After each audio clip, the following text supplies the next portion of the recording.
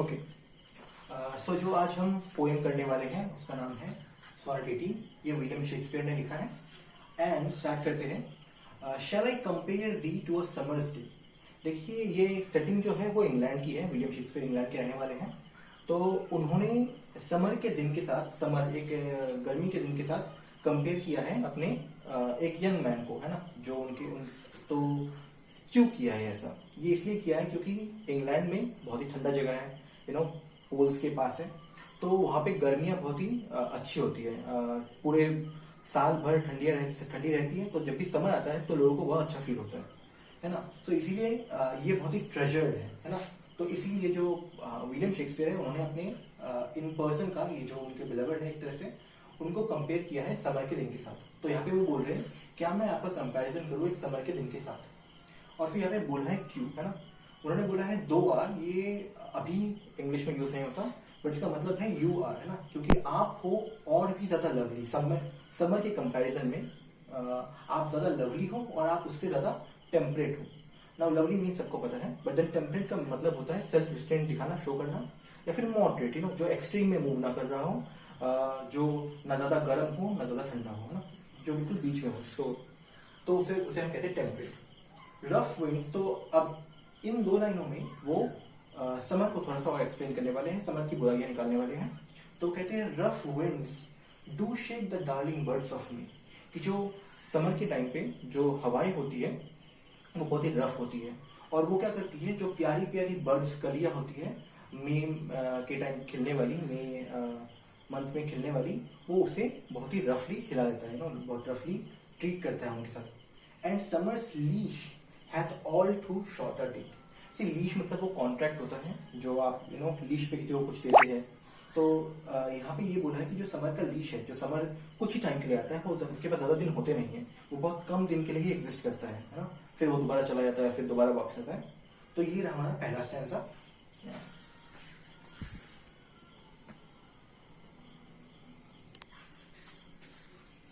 Okay, जो second stanza है वो है sometime too hot the eye of heaven shines. यहाँ पे जो ये आई ऑफ हेवन है, इसका मतलब है सन, है ना। अगर आप ऊपर की तरफ देखें और अगर ऊपर आपको हेवन लगे तो उसमें आई एक सन ही दिखता है ना। तो आई ऑफ हेवन मतलब सन। तो कभी कभी जो समर होता है उसमें जो सन होता है वो बहुत ही ज्यादा हॉट होता है, बहुत ही गर्म होता है, बहुत ही गर्मी होती है। And often is his gold complexion deemed. लेकिन बहुत बार कभी बादल आ गए तो कभी कभी होता क्या है कि उसका जो गोल्ड कम्प्लेक्शन है, उसका जो गोल्ड शाइनीनेस है ना, वो कभी कभी डिम हो जाता है, मतलब बहुत ही हल्का हो जाता है। तो कभी ज्यादा गर्मी होती है, कभी कम गर्मी होती है ना, टेम्परेट नहीं होता, एक्सट्रीम में होता है, कभी ज्यादा गर्मी कभी कम गर्मी। And every fair from fair sometime declines. और हर एक खूबसूरत चीज में से, हर एक कोई भी चीज जो खूबसूरत है उसमें से उसकी खूबसूरत जो क्वालिटी है वो कभी ना कभी डिक्लाइन हो जाती है, कभी ना कभी वो खत्म हो जाती है। बाई चांस, तो या तो फेट की वजह से, है ना, चांस पे कोई गलती से एक्सीडेंट हो गया, ऐसे। और नेचर्स चेंजिंग कोर्स अनट्रेंड, या फिर टाइम के साथ, नेचर्स चेंजिंग कोर्स मतलब समय के साथ किसी भी चीज की सुंदरता खत्म हो जाती है।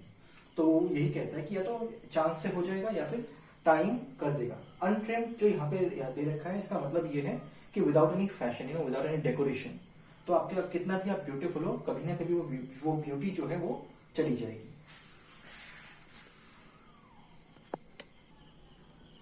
ओके, थर्ड स्टैंजा है वो है but thy eternal summer shall not fade. जो तुम्हारा इटर्नल समर है ना, तुम्हारा जो इटर्नल ब्यूटी है, वो कभी फेड नहीं करेगा, वो कभी मिट नहीं जाएगा। Not lose possession of that fair दो ओएस्ट। और ना ही तुम खो दोगे कोई पोजेशन, जो तुम्हारा सुंदरता है वो तुम कभी खो नहीं दोगे। उसका जो पोजेशन है, उसकी जो संपत्ति है, वो संपत्ति तुम कभी खो नहीं दोगे, वो तुम्हारे पास ही रहेगा। नॉट शैल डेथ ब्रैग दो वॉन्डरस्ट in his shade.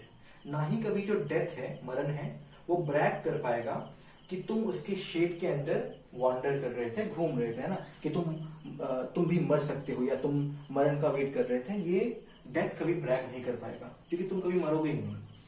When in eternal lines to time thou growest, जबकि ये जो लाइन्स है, ये जो पोएम है, ये वर्सेस है, इन इटर्नल वर्सेस में, बिकॉज ये जिंदगी भर रहेंगे, जब तक मैन रहेगा तब तक ये रहेगा, है ना। तो ये जो इटर्नल लाइंस है इनमें टाइम के साथ तुम ग्रो करोगे ना, तो कभी तुम मरोगे ही नहीं।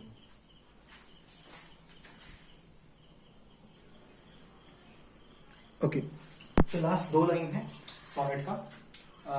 इसमें लिखा है so long as man can breathe or eyes can see, तब तक जब तक जो मैन है, सिर्फ मैन की बात नहीं, जब तक लोग हैं, जब तक लोग हैं इस दुनिया में, लोग सांस ले सकते हैं और आईज कैन सी या फिर देखने के लिए उनके पास आंखें हैं, सो लॉन्ग लिव्स दिस, और ये दिस मतलब ये पोएम है ना, तब तक ये जो पोएम है ये रहेगा। And this gives life to और यही इसी से आपको लाइफ मिलती रहेगी, बिकॉज लोग ये पढ़ना बंद नहीं करेंगे और आपके बारे में बिकॉज वो ये पढ़ रहे होंगे, उन्हें आपके बारे में पता चलता रहेगा और इससे आपको जीवन मिलता रहेगा ना, आप कभी मरेंगे नहीं।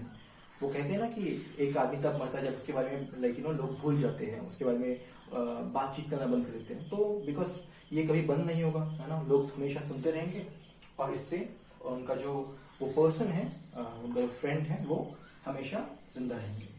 ये रहा हमारा सोनेट 18। अगर छोटे वे में अगर एक बार मैं एक्सप्लेन कर दूं तो स्टार्ट होता है कि वो बोल रहे होते हैं कि क्या मैं आपको कंपेयर करूं समर के दिन के साथ। सेकेंड लाइन में वो बोल रहे होते हैं क्योंकि आप तो ज्यादा लवली है और समर से भी ज्यादा लवली है आप, और समर से भी ज्यादा टेम्परेट है आप। समर को तो जो रफ, समर में रफ जो विंड होते हैं, जो हवा होता है, वो इतना रफ होता है कि वो वहाँ पे फूलों की कलियों को हिला देता है अच्छे से। और जो समर होता है उसका दिन भी कम होते हैं, वो बहुत कम दिनों के लिए आता है। कभी कभी जो सूरज होता है वो ज़्यादा गर्म होता है, कभी कभी बहुत ठंडा होता है ना। और जो उसकी और कभी कभी जो उसकी गोल्डन कॉम्प्लेक्शन है, उसका जो सनलाइट है वो भी बहुत डिम हो जाता है। नेक्स्ट उन्होंने कहा कि हर ब्यूटीफुल चीज से उसकी जो ब्यूटी है वो इवेंचुअली चली ही जाती है, या तो चांद से चली जाती है या फिर समय के साथ चली जाती है, बट चली जाती है। लेकिन आपका जो इटर्नल समर है, आपका जो ब्यूटी है वो कभी नहीं जाएगा। आप कभी जो आपके अंदर की जो ब्यूटी है उसकी वो कभी आप खोएंगे नहीं, वो हमेशा आपके पास रहेगा। जो डेथ है वो भी ब्रैग नहीं कर पाएगा कि आपको ले जाऊंगा, वो ये नहीं बोल पाएगा कि वो आपको मार ढाल पाएगा, आपको मार पाएगा। क्योंकि ये जो लाइंस है, क्योंकि जो वर्ड्स मैंने लिखा है, इसी में आप जिंदगी भर ग्रो करते रहेंगे। क्योंकि जब तक लोग पढ़ने के लिए उनके पास आंखें हैं, उनके पास सांसें हैं, तब तक वो पढ़ते रहेंगे और इससे आपको जीवन मिलता रहेगा। तो ये रहा हमारा सोनेट 18 विलियम शेक्सपियर का। Thank you for watching.